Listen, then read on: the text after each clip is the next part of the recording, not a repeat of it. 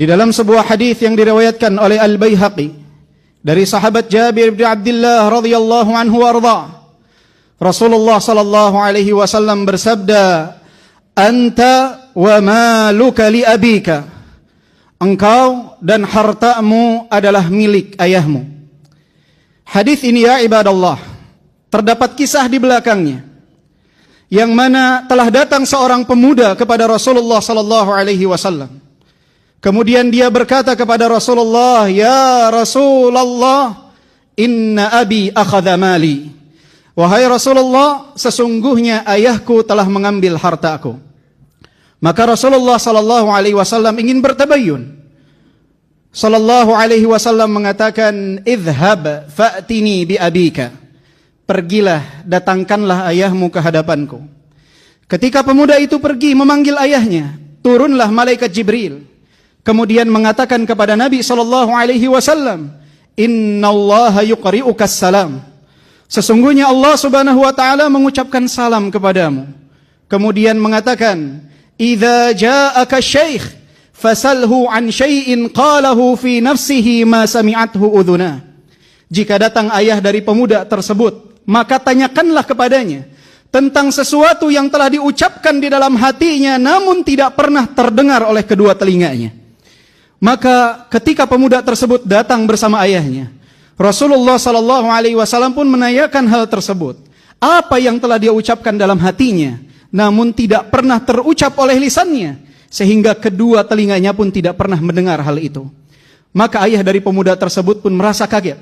Bagaimana Rasulullah bisa mengetahui apa yang ada di dalam hatinya? Kemudian Rasulullah sallallahu alaihi wasallam pun berkata, "Qul wa ana asma." Katakan apa yang ada di dalam hatimu dan aku akan mendengarkannya.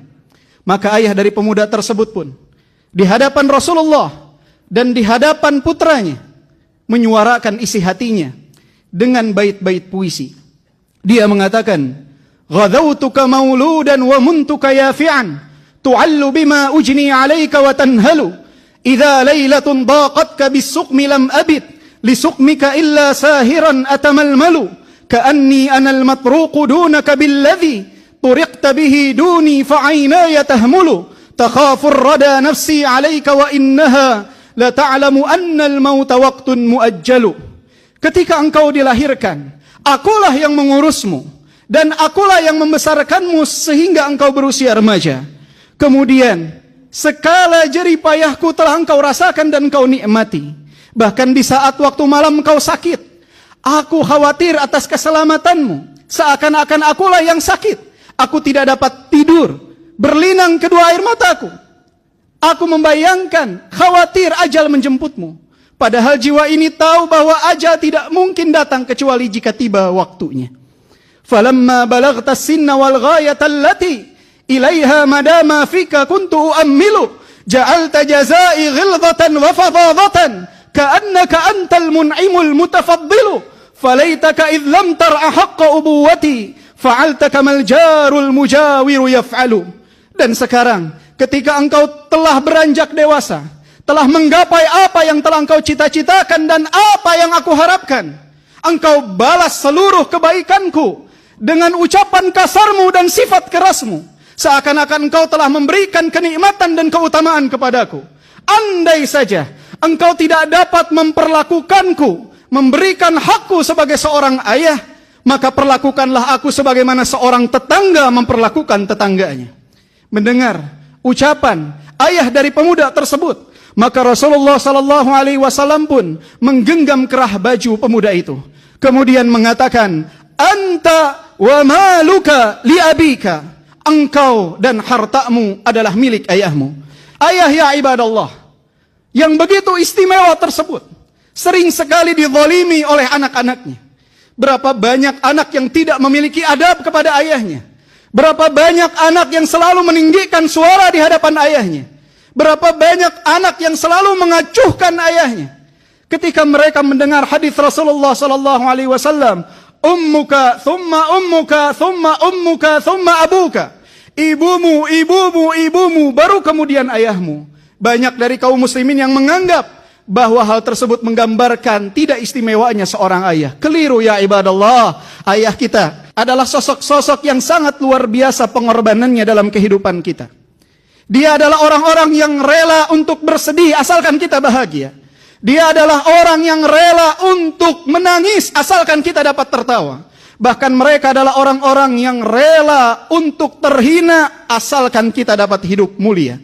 Mereka mengorbankan segalanya. Beban keluarga ada di pundak mereka. Mereka ya ibadallah, sering sekali pulang dalam keadaan penuh dengan pikiran.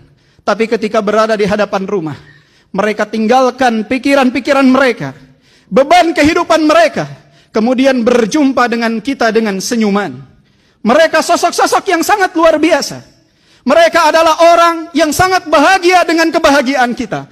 Bahkan lebih bahagia dari apa yang kita rasakan. Mereka adalah sosok yang sangat bersedih dengan duka kita. Bahkan lebih sedih dari apa yang kita rasakan. Mereka adalah sosok yang sangat kecewa dengan kegagalan kita. Bahkan lebih kecewa dari apa yang kita rasakan. Mereka ya ibadallah adalah orang yang sangat luar biasa. Gunung besar yang ada di rumah kita yang menjaga kita dan keluarga kita dari mara bahaya. Maka siapa di antara antum yang Allah Subhanahu wa taala masih berikan nikmat ayah yang hidup di tengah-tengah antum, muliakanlah mereka ya ibadallah. Pijitlah kakinya dengan pijitan yang halus, karena kaki tersebut telah lelah melangkah di dunia ini untuk memenuhi kebutuhan antum. Ciumlah tangannya mulai berkeriput, karena tangan tersebut ya ibadallah telah lelah dalam mencari nafkah untuk antum. Ciumlah keningnya ya ibadallah, karena dia selalu memikirkan tentang antum semenjak antum berada di dalam perut ibu-ibu antum, sampai antum lahir, sampai antum tumbuh dewasa, berkeluarga, memiliki anak. Bagi mereka antum adalah anak-anak kecil yang harus selalu mereka fikirkan. Peluklah tubuhnya ya ibadallah. Jangan kita menyiksa mereka dengan kerinduan. Jangan kita siksa mereka dengan sikap acuh kita.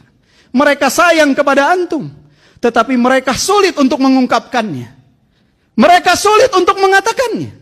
Muliakanlah mereka. Siapa yang ada di tempat ini, yang saat ini telah menjadi ayah, mengetahui bagaimana kecintaan seorang ayah kepada anaknya. Seperti itulah ayah-ayah antum mencintai antum.